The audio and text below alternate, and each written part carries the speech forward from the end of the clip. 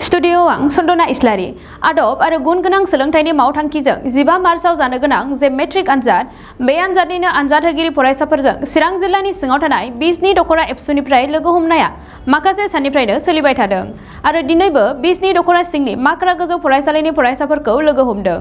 बे हाबाफारियाव बाहागो लानानै बिजनि दखरा एबसुनि आफादगिरि सुबिलाल दैमारि बिथाङा फरायसाफोरखौ मोजाङै मोजां फरायनायनि गेजेरजों मोजां नाम्बार लानानै आनजादखौ उथ्रिसार जानांगौ होननानै खावलायो। दिनै बिजनि दखरा एबसुनि बिथोन बायदियै बरलागाव दालाइ एबसु सिंनि माख्रा गोजौ फरायसालियाव दुलाराय बर' फरायसा आफादनि मिशन स्किल एन्ड क्वालिटी एजुकेशननि थांखि बायदियै फैगौ 15 मार्चनिफ्राय जानो गोनां मेट्रिक आनजाद होगोन फरायसाफोरजों सावरायनाय हाबाफारि लानाय जादों। दिनै जोङो माख्रा गोजौसिन फरायसालियाव दंफैयो आरो जोङो दखरा एबसुआ दाखालिनिफ्राय कन्टिनिउ बिजनियाव गासै गं 24 गोजौ फरायसालियाव बे क्लास 10नि फरायसाफोरखौ लोगो हमनाय हाबाफारि बेखौ मावफुंगासिनो दङ। दिनैबो मोनथाम फरायसालियाव जादों। दिनैहाय 15 मार्चनिफ्राय मेट्रिक आनजादा जागोन। दा बे आनजादाव जाहाथे जोंनि फरायसाफोरा मोनसे मोजां गोसो लानानै आरो गावखौ मोजां रिजाल्ट लाबोनो थाखाय जाहाथे मोजाङै आनजादखौ होयो बेनि थाखाय जों फरायसाफोरखौ लोगो हमनाय हाबाफारिखौ खालामनाय जादों। मानोना जोंहा गामि ओनसोलनि गोबां फरायसाफोर थायो। फरायसाफ्रा जोङो गोसोनि थुलुंगा मोनोबा बेयो हयथ' साबसिनै मोजां रिजाल्ट खालामनो हागोन। बेनि थाखायनो जोङो दुलाराय बर' फरायसा आफाद बिजनि आनसलिकआ बे क्लास 10नि मेट्रिक होनो गोनां फरायसाफोरखौ लोगो हमनाय हाबाफारि बेखौ लानाय जादों। दिनैनि मुगाजों समानै जोंनि बर' फरायसाफोरखौबो लांफानो थाखाय आरो दिनैनि जौगासार मुगायाव मेटेरियेलिस्टिक मुगायाव जोंनि फरायसाफ्राबो जाहाथे गुन गोनां आरो स्किल मोनसे रिजाल्ट लानानै जाहाथे गावनि उननि केरियारखौ मोजाङै लांनो हायो बेनि थाखाय जों फरायसाफोरखौ मोजां रिजाल्ट खालामनो थाखाय खावलायफैदों। जाहाथे जोङो गावनि जिउखौ केरियारखौ मोजाङै लांनो हायो बेनि थाखाय बिथांमोनखौ गोसोनि थुलुंगा होनो थाखाय जों क्लास 10नि फरायसाफोरखौ लोगो हमनाय हाबाफारि बेखौ लाबाय थादों। दा जोङो बेनि गेजेरजों साफ्रोमबो फरायसाफोरखौ खावलायदों मेट्रिकआव मोजां रिजाल्ट खालामनांगोन। दिनैनि जुगजों जोङो गावखौ गायसंनो थाखाय दिनै मेट्रिकआनो गिबि खुन्थिया।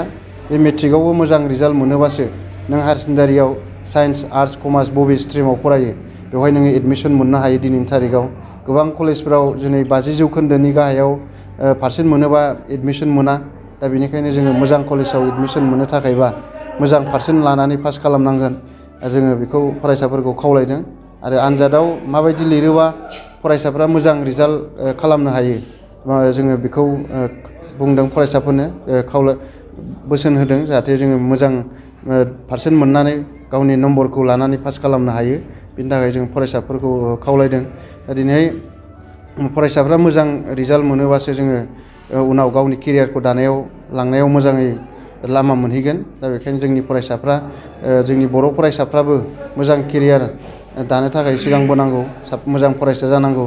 खारन जोंनाव बर'आव दिनैसिमबो नेसनेल लेभेलनि अफिसार डक्टर इन्जिनियारनि अनजिमाया आखाइ बिजौआवनो साननो हानाय दिनैनि थारिखसिमावबो।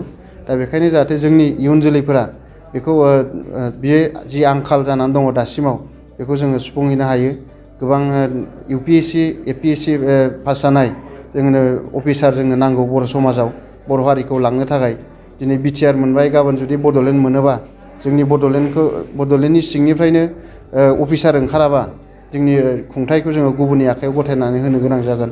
दा बेनिखायनो जोङो जाहाथे जोंनि हाइ स्कुलाव फरायनाय 9, 10आव फरायनाय दिनैनि फरायसाफ्रा मोजां गुन गोनां सोलोंथाइ लानानै गावखौनो स्किल गोनां खालामनानै जाहाथे साक्सेस जायो आरो जोंनि गेजेराव गोबां अफिसार जों दिहुननो हायो। बेनि थाखाय दुलाराय बर' फरायसा आफादा खामानि मावबाय थादों आरो जों बेनि गेजेरजों खावलायगोन फरायसाफोरखौ दिनैहाय गावनि फरायनायाव बयबो गोसो होनांगोन।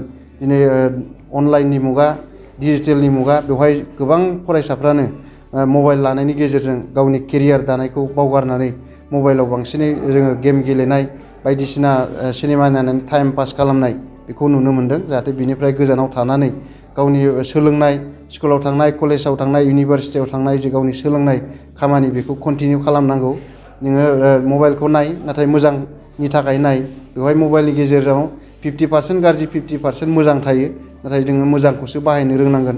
बेवहाय गोबां नट्सबो मोनगोन नोंनि सोलोंथाइनि थाखाय केरियार दानायनि गोबां गियानबो मोनगोन मबाइलाव बेखौ नोङो बुथुमनानै लानो रोंनांगोन। मोजां खामानियाव बांसिनै बाहायनांगोन आं लाइमोनफोरखौ खावलायबाय जाहाथे जोंनि बर' समाजाव बेकार जेंनाया बारा जाया दा बेखायनो साफ्रोमबो फरायसाफोरा मोजां केरियार दानायनि गेजेरजों गावनि जिउखौ दागोन मोजाङै समायना जिउ खुंगोन जोंनि गेजेराव गोबां बिफानाव जोङो मानसि मोननो हागोन अफिसार मोननो हागोन जोङो बेखायनो साफ्रोमबो फरायसाफोरखौ मोजां सोलोंथाइ लानो थाखाय खावलायदों नोंथांमोननि चेनेलनि गेजेरजों।